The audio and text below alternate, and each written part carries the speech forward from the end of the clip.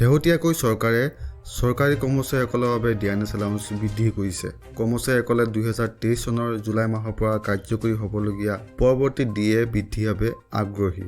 শ্ৰম আৰু নিয়োগ মন্ত্ৰালয়ৰ অধীনস্থ শ্ৰম ব্যুৰোৱে প্ৰকাশ কৰা সৰ্বভাৰতীয় CPI IW তথ্য অনুসৰি ডিএনএছ ভাত্তা হাৰ চৰকাৰে নিৰ্ধাৰণ কৰে।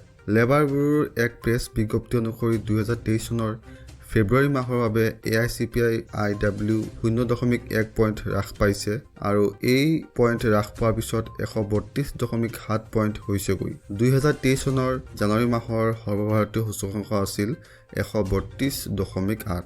2023 চনৰ মাৰ্চ মাহৰ বাবে CPI IW তথ্য 2023 চনৰ 28 এপ্ৰিলত প্ৰকাশ কৰা হ'ব।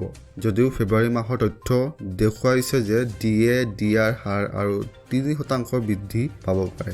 বৰ্তমান কৰ্মচাৰী আৰু পেঞ্চনৰ বাবে DA/DR হাৰ 42%। পৰৱৰ্তী পুনৰীক্ষণত ই 45%লৈ বৃদ্ধি পাব পাৰে বুলি 2023 চনৰ ফেব্ৰুৱাৰী মাহৰ CPI IW তথ্যই প্ৰকাশ কৰিছে। কিন্তু 2023 চনৰ জুলাই মাহৰ পৰা প্ৰত্যাশিত DA/DR হাৰ নিশ্চিতকৰণ হ'ব আগৰ জুলাই অৰ্থাৎ 2023 চনৰ মাৰ্চ, এপ্ৰিল, মে আৰু জুন মাহৰ বাবে CPI IW তথ্য প্ৰকাশ পোৱাৰ পিছত। সপ্তম দৰমহা আয়োগৰ দৰমহা মেট্ৰিক্সত নিৰ্ধাৰিত স্তৰ অনুসৰি উলিওৱা মৌলিক দৰমহাৰ বিপৰীতে কৰ্মচাৰীসকলৰ মৰ্গীয়া বোনাছ প্ৰদান কৰা হয়। অৱশ্যে ইয়াত আন কোনো ধৰণৰ বিশেষ দৰমহা আদি অন্তৰ্ভুক্ত কৰা হোৱা নাই। আজি ভিডিঅ'টিত ইমানে আছিলে। যদিহে আপোনালোকে মোৰ ভিডিঅ'টি চাই ভাল পাইছে বা উপকৃত হৈছে তেন্তে কাইণ্ডলি আপোনালোকে মোৰ ভিডিঅ'টি লাইক কৰি দিব, আনলৈ শ্বেয়াৰ কৰি দিব, লগতে কমেণ্ট কৰি জনাব। আৰু যিসকল নতুনকৈ আহিছে মোৰ চেনেলটিত আপোনালোকে কাইণ্ডলি মোৰ চেনেলটি ছাবস্ক্ৰাইব নাইবা ফ'ল' কৰি দিব।